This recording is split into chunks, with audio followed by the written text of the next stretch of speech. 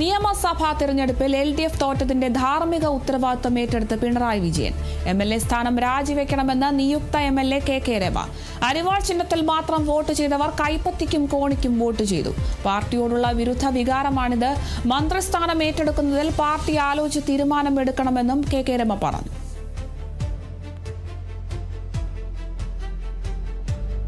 അരിവാളും മുട്ടിയുമല്ലാതെ മറ്റൊരു ചിഹ്നത്തിന് വോട്ട് ചെയ്യാൻ താല്പര്യമില്ലാത്ത പാർട്ടിക്കാർ, കമ്മ്യൂണിസ്റ്റുകാർ അതാണ്.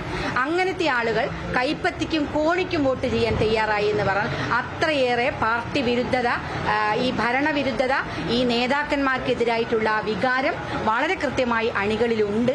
അതുകൊണ്ടാണ് ഈ തരത്തിലേക്ക് വോട്ടിംഗ് വന്നത്. സത്യത്തിൽ പിണറായി വിജയൻ ചെയ്യേണ്ടത് ഇതിന്റെ ഈ പരാജയത്തിന്റെ ധാർമ്മിക ഉത്തരവാദിത്തം ഏറ്റെടുത്തുകൊണ്ട് രാജിവെക്കുകയാണ് വേണ്ടത്.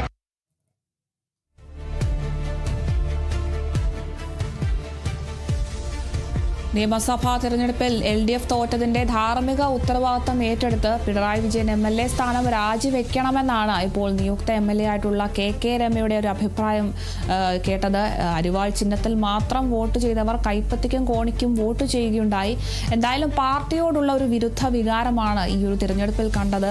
മന്ത്രിസ്ഥാനം ഏറ്റെടുക്കുന്നതിൽ പാർട്ടി ആലോചിച്ച് തീരുമാനമെടുക്കണമെന്നൊക്കെയാണ് KK രമയുടെ ഒരു അഭിപ്രായം. എന്തായാലും പിണറായി വിജയനെതിരെയുള്ള ഒരു ആഞ്ഞടിക്കുകയാണ് KK രമ എന്ന് തന്നെ പറയേണ്ടി വരും. ഈ ഒരു LDF തോറ്റതിന്, ഈ ഒരു നിയമസഭാ തെരഞ്ഞെടുപ്പിലെ LDFനേറ്റ തോൽവിയുടെ ധാർമ്മിക ഉത്തരവാദിത്തം പിണറായി വിജയൻ തന്നെ ഏറ്റെടുക്കണമെന്നും MLA സ്ഥാനം രാജിവെക്കണമെന്നുമാണ് ഇപ്പോൾ നിയുക്ത MLA ആയിട്ടുള്ള KK രമ പറയുന്നത്.